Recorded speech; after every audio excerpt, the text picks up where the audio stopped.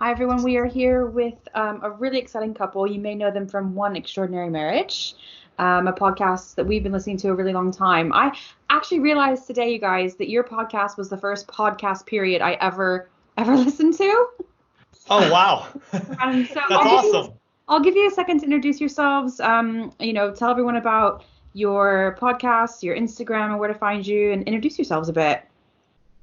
Yeah, my name is Tony Dilorenzo, and I'm here with my beautiful wife, Alisa. We have the top-rated marriage podcast in iTunes called One Extraordinary Marriage Show. We've been married for 23 years right now. 2 kids, teenagers. Yeah. How's that going? Well, you know what? People think that the adventure, like when you have babies, it's like, okay, just when they get a little bit older, And the reality is that parenting just looks different. And I don't think you ever actually graduate to the point where you're not like, oh my gosh, at least not while they still live in your house. Not while they live in your house. Yeah. And so if anybody wants to connect with us and learn more about us, go to your favorite podcast app, search for One Extraordinary Marriage Show. You'll find us. Or if you want, you can find us at oneextraordinarymarriage.com. Awesome. And you guys cover so many great topics, I think, that sometimes don't get discussed in marriages in general. So kind of the theme that we're looking at is the importance of dates. And you guys have had some really good episodes recently. We stole this from you. Because I mean, just to kind of elaborate on what Andrew said, I think, because like you said, I found you guys, I mean, it was a few years ago. Probably 5 or 6 years ago, yeah.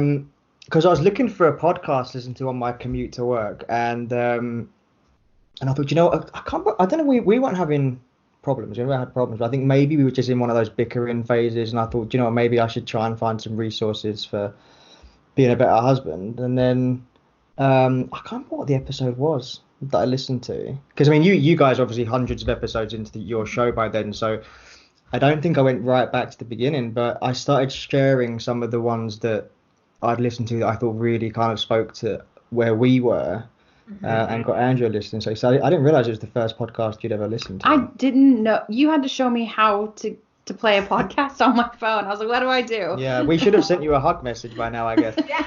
Yes. But I mean, we found you really helpful. But I think the main thing that I noticed about you guys is just nothing's off limits.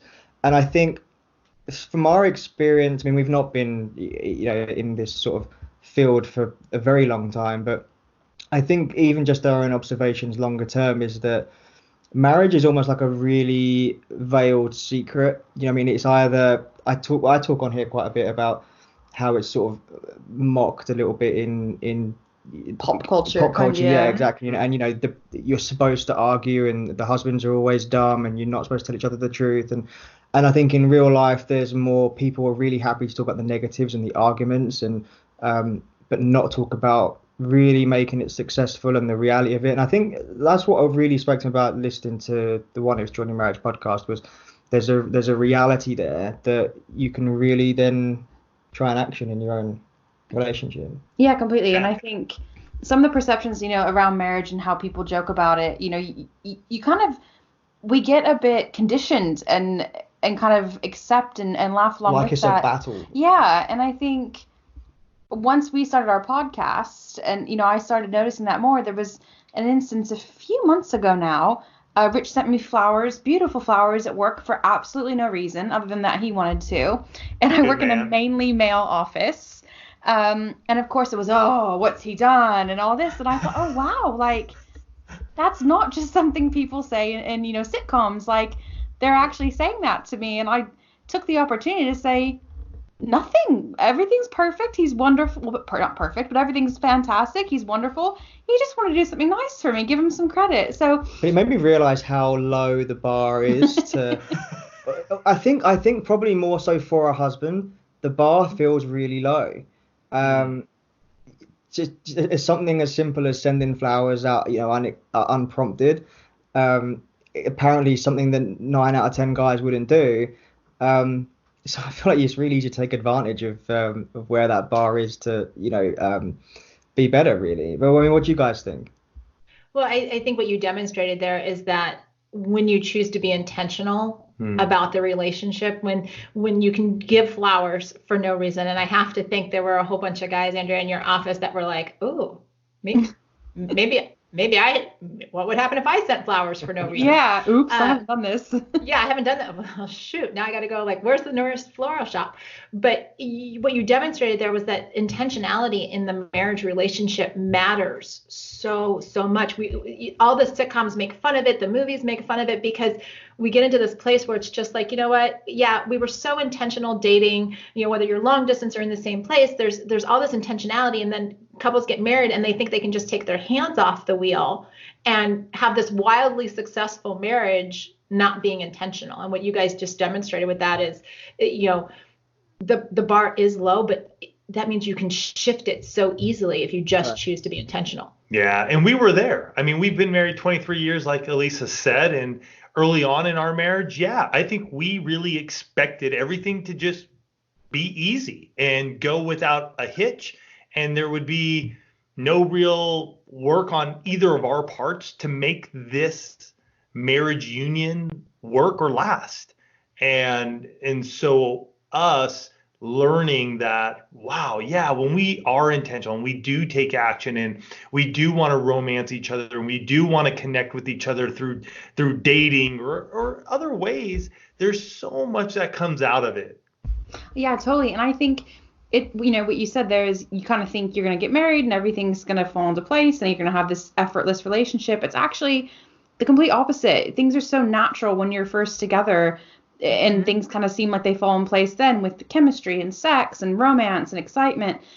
And then you actually have to be so much more intentional when you are married because things do become or can so easily become routine. And I've kind of said it before. Running a household and having a marriage is almost like running a business, which sounds so unromantic, but it is the reality of it. Yeah, and the reason we wanted to do this episode with you guys tonight, and you've just immediately struck on two of those reasons, was you said intentionality and life sort of after the wedding vows, and we've spoken about this quite a few times, which is why we really thought it'd be on topic to get you guys on here, especially with the 4-part dating series you've just done. Because again, going back to sort of pop culture, there's that thing of you get married and you can let yourself go. I've already won the girl, I've already got my man, right. we can do nothing, and like you can't take it for granted that it's going to last forever. And the intentionality is something that we really try and talk about quite a lot. So I suppose that brings us to the first point, although I just wanted to say for anyone listening to this, obviously your show is One Extraordinary Marriage, but the advice you give and what we're going to be talking about tonight isn't strictly only for people who are married. This is long-term good long-term relationship advice. And we have people who are dating, engaged, married, who listen to us because you can use this. I mean, there are folks that have been divorced, remarried, divorced, and just maybe looking to get remarried. We have single folks who want to get married. So yeah, I mean, we cover the gamut, and so you're all welcome. You're approaching close to 600 episodes, right? Yes. Yeah. So if you're new to Tony and Alisa, there's you've got a lot of there's at least one episode that'll be for you. But yeah, so the thing, and Alisa, I was recapping on your dating episodes this morning, and you mentioned in I think episode 3 that you hadn't yet defined what a date is. So I think it'd be good if we start this episode with that definition. For us, the way we've defined it in our past episode, it was a year ago, I guess, we spoke about date ideas for couples. The way we see it is being intentional time together. So again, it's going back to that word of intentionality, but we see that can be as anything as sort of low key as if we say we're going to the mall together, we would, not specifically to buy an item. We might say we're just going to go there and walk about and hang out and be together. Like we would consider that a date. Stuff. We go to the zoo. Love the zoo. We love the zoo. Doing a puzzle at home together, turning off our electronics and stuff like that. I think it's just anything where there's no one else involved. We shut everything out and it's just us. Yeah. So. But it was really interesting. And that's setting the expectations. Yeah. So in anything like this, even around dates, it's setting the expectation of what that means to each of you. because to go to the zoo, to me, would be boring as all get out. I would not go to the zoo for a date. To me, that is not a date. That's a day of dealing with kids running around, and to me, that's not a date. But I married Dr. Dolittle, so it is like it is his dream come true, and goats follow him in the petting zoo. It's his greatest day for him. Yeah. Right. And that's the beauty in it, because we're all different. Mm-hmm. And yet as a couple, we set those expectations between one another so we understand. Like, again, if setting those expectations and you know that going to the zoo brings him joy and even yourself, then it can be a fantastic date for each other. Yeah. And yet if you're taking your spouse to the zoo, like if Alisa were to take me to the zoo, I'd be like, what are we doing here? We have such a great zoo here in San Diego, which is yeah, we've been to San Diego Zoo. Yeah. I have there you go. San Diego Zoo. But you did ask the question about how we define dating in that series, and it was rather ironic to me that I waited until the third episode to be able to share that, because defining words is a big part of what we do on the One Extraordinary Marriage show, so that we are all playing with the same definition, that we're all in the same field. And as we defined it in that show, it was seeing someone specific with purpose on a regular basis. And so it really dials down into the fact that time needs to be on purpose. It's not just kind of that, like, we happen to both be sitting at the same restaurant together, so let's call that a date. It's like, no, I'm intentionally doing this with you. And then the regular basis part is, we can't just date our spouses or our partners, like once a year and hope that that's going to grow and enrich the relationship. We have to have consistency around that, because there are so many distractions in this world. There are so many, whether it's work or family or kids or volunteering or whatever it might be, that can take us out of that space where we're still investing and growing the relationship. Mm-hmm. So we've got to be consistent. It's not just like letting it go to chance. Right. Yeah, I like how you said, I can't remember what episode it was. I listened to a couple of them today, but one of them you mentioned about you putting your phones in the safe to make sure that it's not a distraction. Yep. Yeah. It's a food locker, and Amazon has them, and it has a digital clock on the top of it. And so you set that timer, and when the timer goes off, it releases, and then you can go back into that safe, or like I said, it's a food locker, I think is what it's called on Amazon. Yeah. That's good, because we one of the things we do this probably once a month now. Yeah. And we recommend it. We call it a blackout night, and that's awesome. I mean, I got called out on Twitter for it recently, rightly so, I guess. But the way we describe it is that it's a night with no electronics, and it's just us. The reason I mentioned that one of our favorite things to do is watch movies at home. So technically the TV is an electronic, but our response to that is that's the intentional bit, is that the date in that instance is we would cuddle up on the sofa and we'd watch a movie together. But the phones, the computers, the tablets, they're in another room. We even take our Apple Watches off so that we don't get notifications. Anything that can give us notification is turned off. It's left in another room, and we're just present with each other. So you without breaking the rules of it, if your intentional time together was playing video games, that's okay. It doesn't have to be anything electronic is locked away, but it's just, what are we going to do tonight that we both agree is going to be a fun time where we're purposefully together. And we're really big proponents of that. We went kind of sporadic with how often we do it, and this year it was sort of one of my resolutions to make relationships, both marriage and just more family, a real priority. So we do that once a month, and then we also do what we call favorite night, which I'll let you explain. What was your idea? So yeah, I think I read about it. I think it was during a period of time when we didn't have a lot of spare money, and I just thought, what can we do to still make things feel a little bit special and not just like a normal night?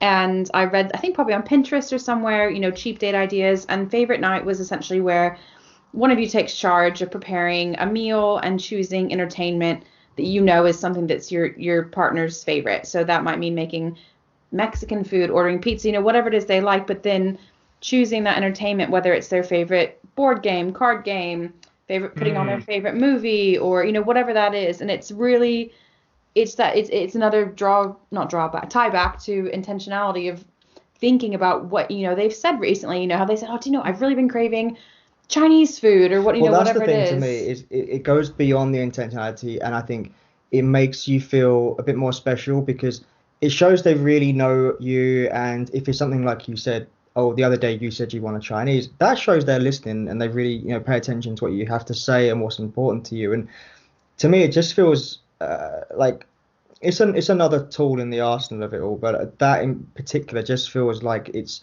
we rotate it. So tomorrow is yours. Yeah, you get to do it for me. Yeah. So we rotate it, but it's just a way to make each other feel that way. Yeah. Well, and I think that brings up a really good point, and this was something we really discovered when we were doing this series, is that, prior to marriage, in most couples, the man is the one asking the wife out on dates. He's the one planning it. And women are super excited about that. And then there's this shift. And what we found in marriage is that there really needs to be both people taking the lead, right? Like you were just saying, around that favorites night, you take turns, and if it's the husband who's up for favorites night, he's going to plan all his wife's favorites. If the wife's up for favorites night, she's going to plan all her husband's favorites. But there's that give and take, instead of having it be so one-sided, especially after kids come into the picture. For a lot of couples, It seems like the wife is suddenly the one responsible for, making sure they've got a sitter and figuring out what they're going to do. And yet there's such a depth to the relationship that comes when somebody can just sort of mentally take a night off from making all the decisions and just be loved on and cared for, and not have to answer the question, what do you want to do tonight? I don't know. What do you want? And you have that crazy back and forth, but instead of just saying, I love you so much, I'm planning tonight's date, you don't have to think about it, just enjoy every minute. Yeah, it's so important. I have a friend who's engaged, and they call it meatball night. If you come home and you feel like you just need to be a meatball and lazy and sit there, and you take care of dinner, you take care of everything, I just need to be a meatball right now. And it's just so nice to have marriage should be the safest place where you can get what you need and just be and feel how you feel in the moment. And I think having that relief of someone to say, I'm going to take care of this, and it's all about you tonight, it is such a relief. Life is crazy and busy. And then what happens if they both want a meatball night? I guess it's going to be a really unproductive night. Is it just like Uber Eats in and you just call it good? Yeah. And probably they have to bring it to your door, because then you'd be arguing over who would go down and get it. I mean, that's the thing. I mean, because we have some pets, and one of our routines is I feed them in the morning and Andrew feeds them in the evening. Well, on favorite night, so when it's her favorite night, that includes me feeding the animals in the evening too. So she just doesn't have to do anything. So we kind of broaden it out to, you come home from work, and between when you come home from work and when we go to bed, it's your evening. And originally we started. You really take advantage of that. I do. I do. But he'll do it on the morning of, I think I'll buy lunch today. It's my favorite day. This is my favorite day. Yeah, it's like a birthday to me. Every day is your favorite day. But it's it's just you completely throw me off my Sorry. What was I going to say? So we do it beyond just the actual activity, and in our case the food. And when we started out, we would do it as a surprise. We had no idea. You'd know it was going to be your favorite night, but you wouldn't know what it was going to consist of. And as we've kind of done more of them, we've started to be a bit more, have you got any requests for tonight? Is there anything in particular you want to eat? And because sometimes you might really fancy that Chinese, but your spouse in all their thoughtfulness knows that your favorite meal is something else, and they've made you that, and in the moment it's just not what you want. So we've brought in a little bit more, what input do you want to this? But I think what's really good about it, and I think I know you guys have really, really active community. I just think there's so many options. A favorite night can be anything for any different couple, and I think really for us, actually we took inspiration from your episode too. One of your listeners said about how they do they took a picture, and you were talking about the lighting in this picture, I remember. Yes. Like they're eating on the floor. Yes. Yeah, so we're borrowing that for Andrea as well, and she's requested soft tacos. So we're gonna eat that, have like a little, because we love to do picnic. One of our favorites is what do you call it? Like a charcuterie board, like a Oh yeah. antipasta. Yeah. Yeah, so we lock the dogs out of the room and we have like crackers and salamis and cheese, and we just sort of, Only because our dogs are really greedy, not because they're not. yeah, not because we don't like them. But but it's just it's funny. It doesn't take much to break up the routine of eating on a plate in your normal way, just to do something. I think you mentioned this. I think maybe it was you, Tony, that you just said, just changing one. I think you said throw a rug on the floor, and it's changed the dynamic of the room that you're in all the time, and it really can be just the simplest things. And setting it up so that you and your spouse are doing something you enjoy. And it's why we set up our Date Night Done Right free marriage guide, because we want couples to set those up for themselves. There are so many couples, and we hear it a lot, like, oh my gosh, all the stuff I see on Instagram or Pinterest, like I would never do that on a date. And it's why we empower those in the one family to go, hey, Alisa and I are here to get the wheels turning. We do not know every answer. We do not know every date night. I mean, you guys have shared a number of them already today with us that we have never heard of. And it's our goal to just say, here it is. Go talk, connect with one another. Set up the expectations, set up what low-cost date nights would look like for you guys, set up what extravagant dates would look like for you guys. But you do it because it's your marriage. And that's going to change over time, from when you're first married and maybe you're younger and you don't have a lot of money, to when you're in your 40s and 50s and you've had a great career and your kids are out of the house now. Those are two differently places in marriage, and we have to grow through those. I mean, Alisa and I shared, heck, our date nights when we were younger, newlyweds, was we went to a pizza place up in La Quinta, California, because we lived down in the desert by Palm Springs in that area. And that's where we would go on a Friday night, and that's what we considered a date night, because I think we would buy a pizza for maybe $10 back in the day. And we were like, got us out of the house, and we were good. And yet when the kids were younger, we couldn't get out of the house. We couldn't afford a babysitter at the time. So we made sure that we'd get the kids to bed, and then we'd have picnic on the floor. Yeah. And that's how we did dates. And now it's completely different because our kids are older, and Alisa and I love just walking our city and different parts of our city. So we love to just walk and go grab a little bite somewhere and go do some more walking. And it's changed in 23 years. Yeah, completely. And you guys have got such a nice area to explore too, so that definitely helps. Well, we That see definitely this podcast helps. on a walk. We did actually. Really? Yeah, we have good, because when we walk the dogs, it's just our time to like Talk. Yeah, we talk, and I think the Yeah. walking just kind It's of. kind of when we do our dreaming, sort of, really, in our planning. Yes. Yeah, I mean, so we're an international couple, so like we Yeah. talk about.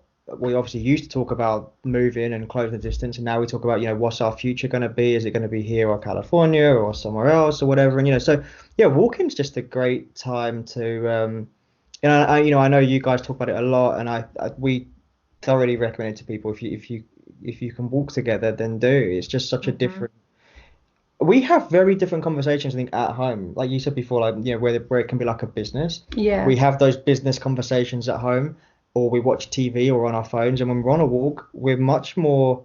We're back to intentional again. Yeah, we're not on the phone, we're not distracted. The only distraction is whether the dog needs to go. Yeah, then we argue about who picks it up. But so I think walking's a really great recommendation. And one of the other things you mentioned in your episodes was, and I realized how guilty we are of this, that so many people's dates revolve around food and films.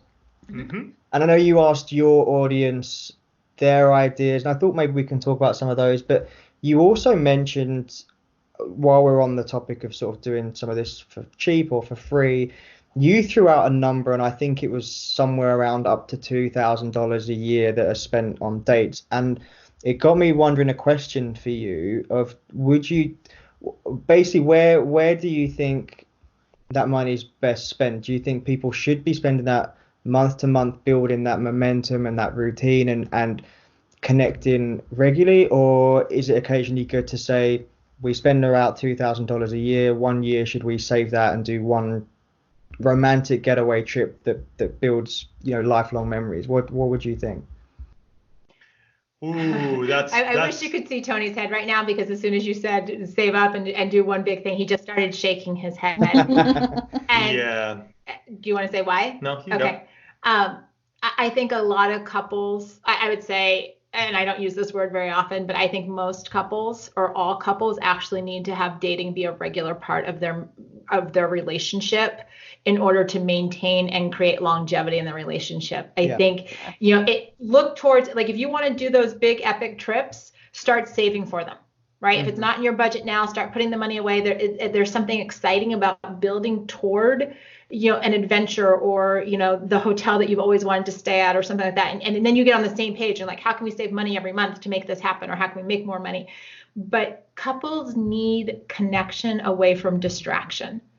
And if that's like, if you're only looking at it and if it's January and you're like, our epic trip, our big date this year is going to be in December, you've got a lot of days where you're just going to be going through the motions. But if you've got date night, like you guys were saying, tomorrow night, and you're like, sweet, I got something to look forward to. It's going to be my favorites night. This is going to happen. I know you have that anticipation on a regular basis, and that anticipation is where it really fosters the connection between the two of you. So, and here's the thing: if that's your budget, you're setting for your dates for the year, and you're working out how that happens, you may look at it and go, again, everybody's different and in different parts of their lives and in their marriage and where they're headed. So one couple may be like, hey, you know what? We want to take 1,500 of that, and we do want to do a big weekend, but we're going to take 500, and that's going to be the money we're going to use for maybe once a month. We're going to do something, and with that $500, we're going to have to stretch it. So maybe we don't go to $100 dinner and spend another $50 at the movie every time we go out. Maybe we're going to have to do something that's just more like we're going to go to do some games in the park, or we're going to go get that board game that only costs us $25, but we can play it multiple times in different ways. Maybe we'll go search out in our city or our town during the summer months. What are the free concerts? What are the free plays that are going on? What are some of those deals that we can get so we don't blow all $500 and then hold the $1,500 for a bigger trip? Others may just go, you know what? We're going to just splurge every month, and we're going to just put a set price every month, and that's what we're going to spend. To each his own. Again, what works for you in this season that you're in is what's going to be best for the two of you. And I think one thing that you touched on there that is so important, and I was listening this morning to, I think it was the episode 2 of the series, getting creative with the ideas. And if it's kind of a good way to give yourself a challenge. I think some people who maybe have access to, extra income to put towards dates, maybe do get in the habit potentially of, oh, well, we can do this. We can go to the nice dinner. We can go to, the movies, or if you live in a big city, maybe the theater. But just giving yourself a reason, whether it's budget related or not, to, have the challenge of finding something alternative, something different, something you don't always do, so that it doesn't get kind of stagnant. Anything you can do to motivate that is really helpful. Yeah, and I think the other thing is, going back to your point, Tony, about maybe you take a smaller amount of money and you make it stretch, is something I always struggled with, and in turn Andrea struggled with. My struggle was I can be really imaginative if I've got money to play with. I can say, oh, I'm going to buy you this, or I'll plan this.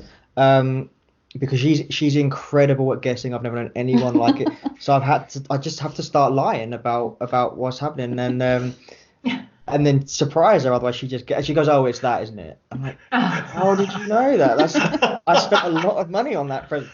It's the point where, like, Christmas presents don't go down until right before I'm going to open them, because even if I don't pick them up, I just see the box. Oh yeah, thanks. Oh yeah, it's wrapped under the tree, and she goes, oh yeah, I know that. So useless gift. So I've had to really get to grips with that. But so if I've got the money, I can be quite creative and romantic and everything. But when I haven't got the money, I suppose a lot of our listeners know that when we were in the early stages of our marriage, I was working freelance. So money was kind of feast or famine for me. And when it was feast, it was great. And when it was famine, it was okay, I've got no ideas of how to be romantic. And you used to say to me, like, I need you to be more romantic. It hasn't got to be anything extravagant or expensive. And in my mind, I knew that. It's like, I know it doesn't need to be a lot of money, but I don't know what to do. So I think being forced to, like you said, Tony, if you can say, right, this amount of money is what we're going to spend over the next X number of months, it can be fun in its own way of kind of learning what works. So for us, I mean, I'm quite lucky. You're quite easy to please on a budget. Like, it can be cheap food, but we love to just get a 2-player video game, and we can lose hours doing that together, and podcasts, watching stuff on you. Like, I think nowadays with so much free entertainment straight to our living room and stuff, it's the night we discovered Pinterest was like 3-4 hours of wetting ourselves laughing. Have you seen this picture? Oh my God, have you seen that picture? Oh my gosh. And so it doesn't have to, but so that, and that's something I've got better with, I think, over the years. But and obviously, like you said, as you kind of get older, your financial situation hopefully stabilizes a bit and everything, and that's helped. But I think it's a fun challenge in its own right to try and figure out what you can do for less money for your other half. Well, and for us, even as we've gotten older and we do the walk and talks, which we love, to me, that is dating Alisa. We get up on a Saturday morning, we drive to the beach here, to Torrey Pines, which is in Del Mar. We'll stop at the coffee shop. Alisa gets her coffee. I don't drink coffee or espresso anymore. She does still. So we stop there. She gets her drink. We get out on the beach and we walk. And for us, it's part of our dating life. To us, we've set the expectation that it doesn't have to be dinner and a movie to be considered a date. For us, it's, man, we're out, we're in nature. We love that. We love the sand and the beach and looking at the surfers. So every week we're on a date and it's cheap. It's $5 unless we go to breakfast, and then it's 20. But I think a big part of that too is, couples need to actually have the conversation on, being intentional about those low cost or no cost dates, like to actually take the time and say, you know what, let's just sit down and brainstorm. Let's, set a timer for 10 minutes. And this is part of the Date Night Done Right guide, where you can do this, where you can just say, you know what, put $20. Like, we're going to come up with date ideas that, cost $20 or less. And then you brainstorm around that. And then you've got a list. And so you're not sitting there going, oh my gosh, we only have $20. What are we going to do for a date? You're like, no, we could, just take a walk and go grab an ice cream. We could, order a pizza and do pizza on the deck tonight. We could watch the stars and have a glass of wine. There are all these different things that you could do, but you have to be, and this goes back to, how we started the show, you have to be intentional about putting that list together. Otherwise, you find yourselves in a place of almost feeling anxious of, oh my gosh, this is all we have, or oh my gosh, it's date night, like what are we going to do? But if you're intentional about saying, hey, we've got all these ideas, I'm just going to pick one, then it's kind of like having your favorites night where somebody's just taking the lead on that, but you've got this list of ideas that are already great ideas because the two of you brainstormed them. And then you're like, I'm just going to run with this. We're going to go play miniature golf. We're going to, camp in the backyard. We're going to, whatever that might be. Yeah, one of the things we've got in our living room, I think you'll like this. We need to use it more. I think we can put more in it. But we have, it's just a little glass pot that you got for like no money at a cheap store, didn't you? And we just sat down one night and we wrote down, I think we each came up with a list of 10 or so things. And it was a varied, it could be something sexual. It could be something like, I think one of yours was hold my hand in public, wasn't it? And so, but it's really anything that kind of is important to us. We want more of. Yeah. But it could certainly expand out to include dates and all that kind of stuff. But what we did is we would cut out each one of those things and we'd scrunch it up, and it's just in that pot. And then the idea of it was, whenever we felt like it, one of us would walk past, take something out, and that's what we would do. Or if the other person wasn't in the mood for that particular thing, then that was okay. We talk about it, but it just sort of sparked a bit more spontaneity, and like you said, the other person put in what they want more of, so it's a way of getting that without it being strictly asked for and you feeling like you're obligated to do it. And it also brings the conversation of like, oh, I had no idea you value that particular thing so much. That's so easy. I can do that. Or But it just felt like less. I think anything's easier to implement if it feels like it's not a huge amount of work. And I think if you have a serious conversation, is I need more of this from you, and then you think, okay, when am I going to do that? That's something else to add to my list.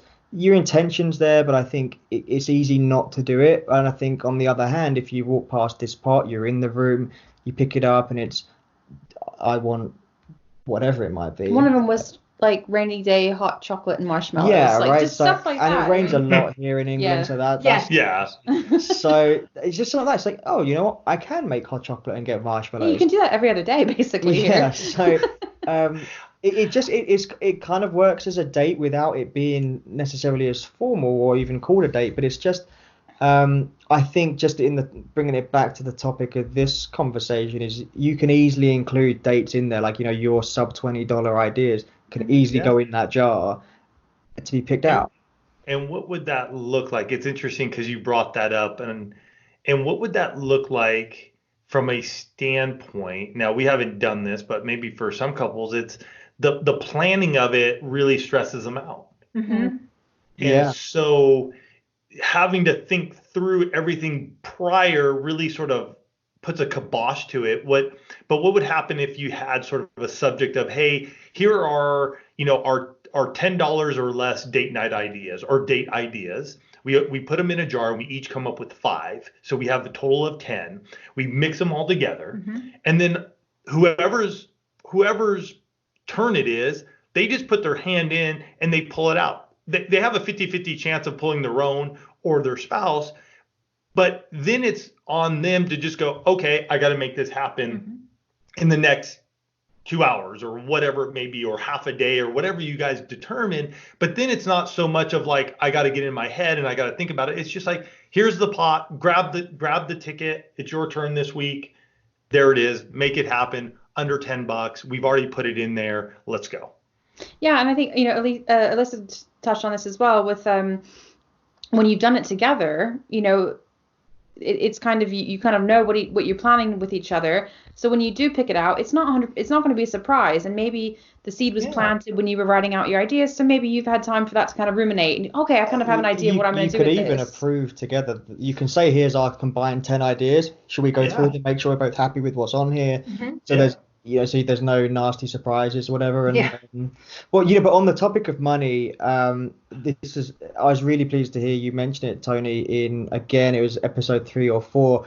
You said about including this in the budget. So we're big fans of just kind of knowing where your money's going and basically allocating if something's important to you, there's X amount of money for it. And we have discussed previously that we would earmark a relatively small amount of money every month. Just so that's money for dating. It could be going out for a meal. Maybe we'd save up 2 months and do something bigger. But, you know, it's there. And you made the point that it's so important that even if you're paying off debt, you're aware of couples who've spent a long time clearing all their debt, and then at the end of it, they've kind of neglected their relationship and they're in a difficult position. But even if you're clearing debt, you can save a little bit of money to say that much of money is just for us to be on a date. I mean, can you talk about that? Yeah, I think it's vitally important. And Alisa and I, we got ourselves out of $50,000 in debt, and that included car loans. So we sold some cars and all of that sort of thing. Well done. Yeah. So, and that was prior to kids. It was one of those things where we were about to have our oldest. Not about, but we were planning on getting pregnant and having a kid. And I remember just looking at that debt going, we need to take care of this. And we started it, got pregnant. And I think we finished it right before or right after. I can't remember. It was like the month before he was born. Yeah. I mean, we're talking 17 years ago now. And I just remember really focusing in on it so much that we lost sight of that. And we didn't go on many dates. I mean, we were of the rice and beans and that's all you eat. And I feel like in that time, we probably needed to spend a little bit more time together. We did get away. I remember on our anniversary trip, we did take an anniversary trip, but that was probably the only big thing we did. And since then, I've seen many of friends and other folks, they get on it because they want to get out of debt, and yet they neglect the relationship. And so what ends up happening, they're a year into this, or they're 2 years into this, and their spouse is just like, what are we doing? Like, if all we're doing is trying to get out of debt and we're not even enjoying ourselves at any point, what's the purpose? And I've seen spouses get pretty upset at one another. And I just felt like one of my buddies, I remember just talking to him, just going, you know what? I know you're going through this. While you're setting up your cash flow plan, put $20 in it for you and her. Just spend $20 this month and go do something together. And he and I had a little heart to heart. He's like, oh, but that's $20 that could go here and this. And I said, yeah. I go, but at the end of the day, dude, loving on your wife will last and will be way more worth than that $20 towards your debt. And he did it. They got out of debt together. And you could sense that there was more ease upon them. They felt like, I think they felt like, and she did too, that they were working together, and yet he wasn't neglecting her in that. She needed to know that he still loved her and cherished her and wanted to be doing things with her. And so even that small amount for them allowed her to know that she was still important, even as they were going through their debt snowball and getting out of debt. Yeah, I mean, it's an investment. You have to view it as an investment, right? Yeah. I think. Go ahead. Oh, sorry. No, go ahead.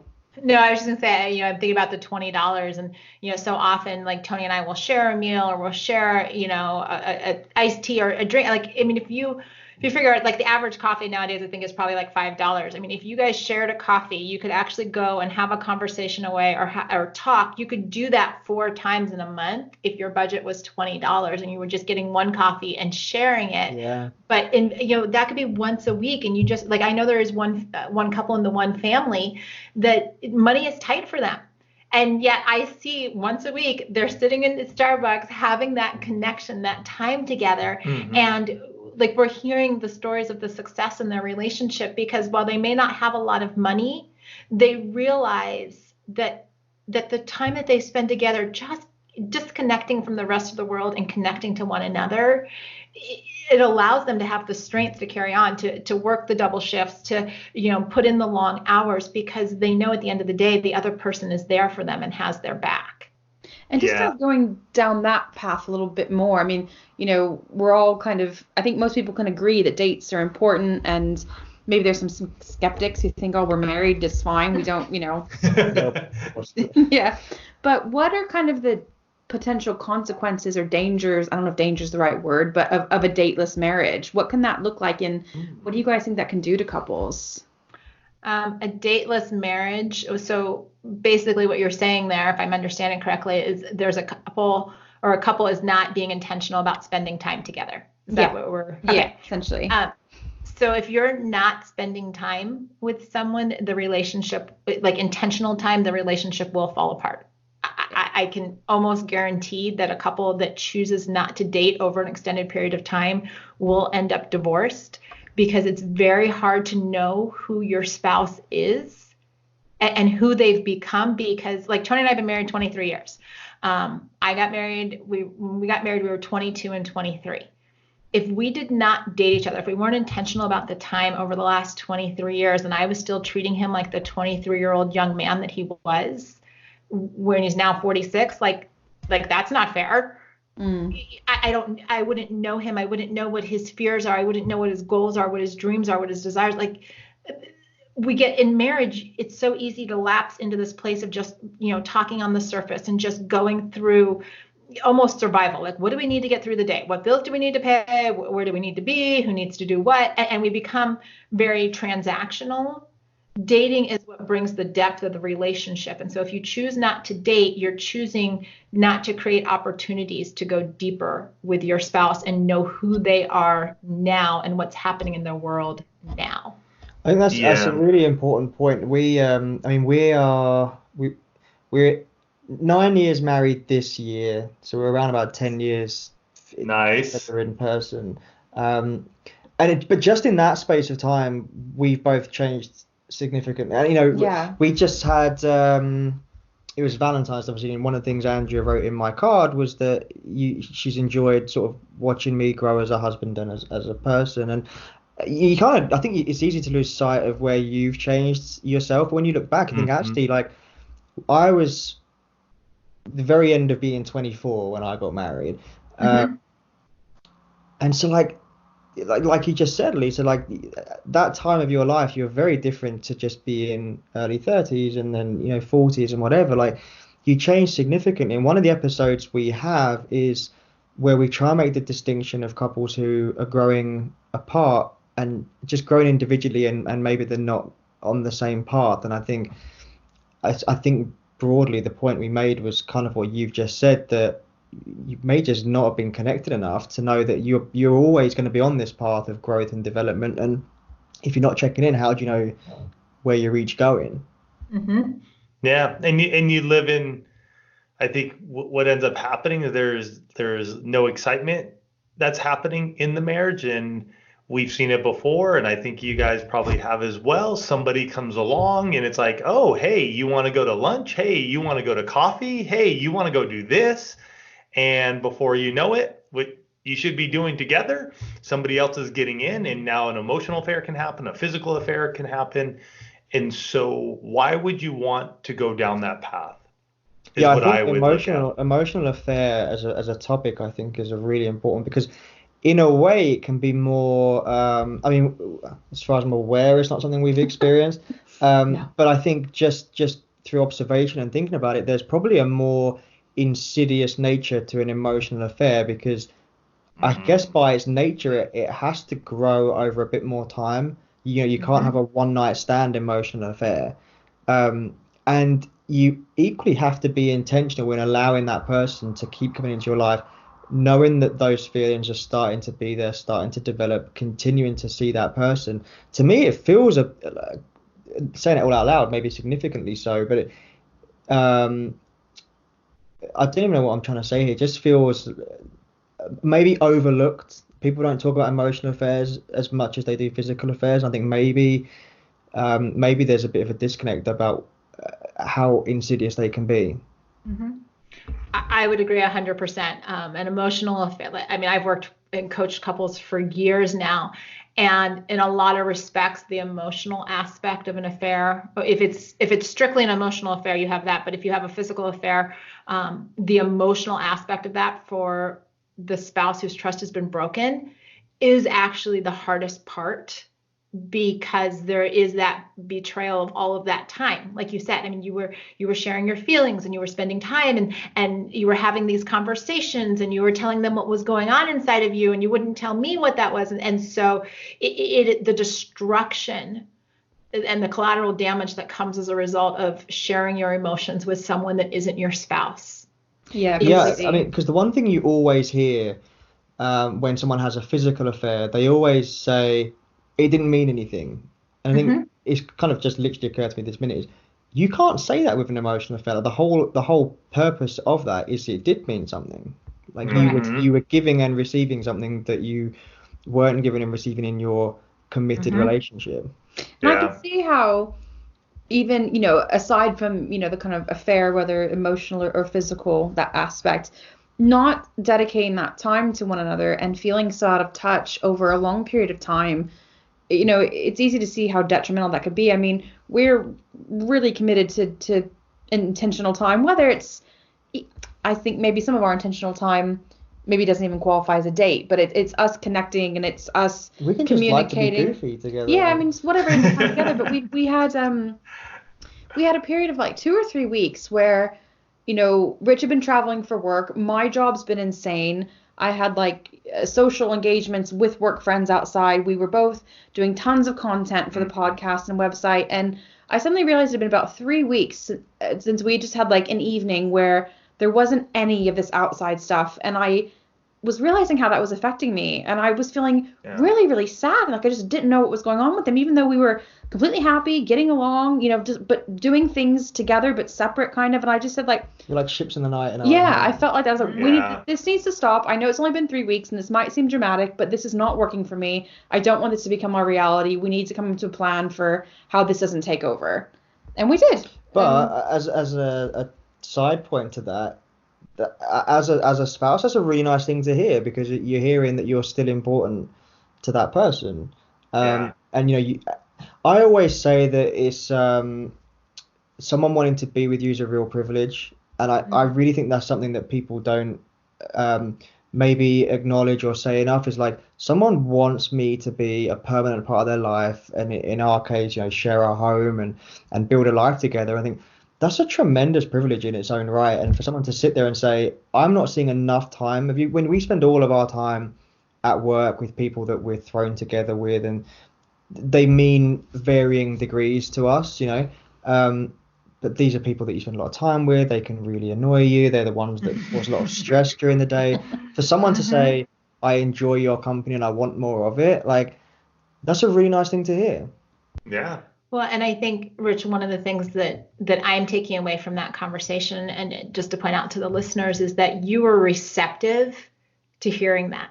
Yeah, I think we didn't have a lot planned, but I think we just said, okay, let's make sure nothing happens on Friday and it's just us, and we did it essentially like a mini favorites night, and not a favorite night, but just kind of a home date night. Just a date night, yeah. And I think you touch on something really important there, Elise, and that's that even in marriage, you can still feel sometimes saying something like that a little bit vulnerable. And you guys have been married 20 plus years. We're coming up on a decade, and I could have said no. There could have been a part of you saying, no, everything's fine. And I think even though I wasn't afraid to vocalize that, we're not really afraid to say anything in our marriage. But there was a part of me that thought, oh gosh, I hope he thinks the same thing, and this isn't a discussion. Yeah, if I said, I'm seeing enough of you. I need less time. But there's always that chance, and like you said, he was receptive and thankfully on the same page of, it's been a little bit too crazy lately. But in terms of couples who maybe are on a slightly different page on that, do you have any kind of advice for how to maybe either be more receptive if you're the one who doesn't really feel there's a problem, and how to maybe not feel too hurt if you're the one that feels that there is a bit of a problem in terms of that time? Well, I would say if you're the one that doesn't think there's a problem, if your spouse is bringing it up, we've often said this on our show, it's kind of like the check engine light in your car.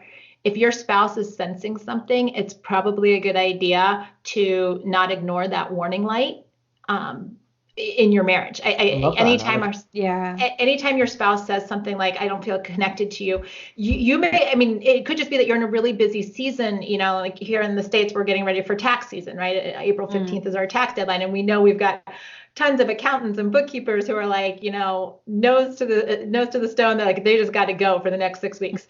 And their marriages, like, they know it, they've worked through that type of thing, but that's a disconnect. And so, what we tell people is, if your spouse is saying that, don't dismiss them, right? Give it a conversation, go for a walk and talk, look at what all of the moving pieces are, because your check engine light just went on. And if you ignore it in your marriage, it's going to result in like an engine seizing, right? Like, it could be nothing, or it could be a sign of something really big, and you don't want to run the risk that it's the really something big. So you need to take it. If you're the one that's bringing that up, one of the things that we often talk about on the show is tone and timing really matter. And so, like, don't bombard them when they walk in the door after a hard day at work and be like, oh my gosh, like, we're really disconnected. And you're like in this emotional panic state. And they're like, I just dealt with a whole bunch of, like crazy, insane meetings all day.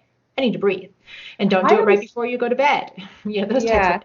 Yeah, we learned that the tone and timing, we learned that the hard way over time. I have to say, I've learned that one of the best times to communicate your needs is right before sex, because everyone is in a really good place. You're really receptive to one another and one another's needs, and you're excited because something really fun's about to happen. And not maybe for a heavy conversation, but just as long as it's not manipulative. Yeah, no, but just You're not saying use sex as a weapon. Oh no. Well, I mean, you can't. No, just kidding. But no, it's more of and this isn't a time for, I wouldn't say, the heavy conversations, but hey, I really would like it if we did more of this, or I was thinking, maybe we could make an effort more with this, and you're in a positive place, you're more likely to be receptive to it, and then you get to go off and do something nice together between the sheets, which, again, not for the heavy, difficult conversations, but just hey, I kind of need this right now. But do you know what? Like, one of the things, this isn't strictly to what you just said, I meant to say it and I forgot, but one of the things I really like is, we noticed this anyway before you guys mentioned it on one of your episodes, but if you look through your Instagram feed, there's not really any pictures of you. And we noticed that. And then you mentioned on a recent episode that because when you're having time together, you're having actual time together. And I could really maybe stop and think, like, it really made me think, like, that's what we need to be doing. And we don't take a lot either, really. I think you're a bit of a selfie fan, like, but we don't really do much. But with we it. don't normally. If we're together, we are together, and I think a lot of couples really could learn from that. Yeah. Yeah. The reason we do that too is, here's from just my heart when it comes to that, is One Extraordinary Marriage is about you guys. It's Alisa and I have the voice and we can speak on it and around marriage, and yet it's about you guys. And so if we post a bunch of pictures of our dates and what we're doing, then I really believe it shuts down your creativity. Yeah. And I don't want to shut down your creativity. I don't want to shut down what you guys could do that's going to be extraordinary in your marriage, because it's not about Alisa and I. It's about you guys and the one family, and going, you know what? Tony and Alisa talked about this. Well, we wouldn't do it like that because that's what they do. And yet we're going to do it like this and make it our own. And that's what really, for me, is important, because go run with it. Yeah, and you want to actually be spending time together, not paying lip service to spending time together for your Instagram feed and that exactly. Social media moment. But so go ahead. No, I was just also going to say, it also just gets away from comparison. Yeah, whether you're looking at media or you're looking at movies or whatever, live your own marriage, do your own dates, date your spouse the way it works for the two of you, because you're a unique couple. You don't have to be Instagram perfect for anyone else. Yeah, 100%. So, yeah. I think we've come to the end of our time with you, but thank you so much for joining us. It's really weird talking to you, because we spent years listening to the same voices on our radio. This is the first podcast I ever heard. Now I have my own, and they're on it. Like, this world. Yes.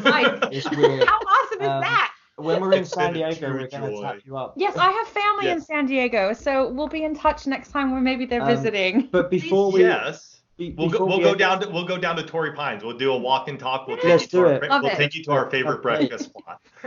Before we let you go, is there anything you guys want to plug? Oh, we were going to mention, you've got your 30 Days of Sex challenge coming up, and we are taking part of it. And the day this goes live on Sunday is our first day. Oh, perfect. Challenge. So this is your chance to sort of just quickly tell everyone listening to this what you've got going on.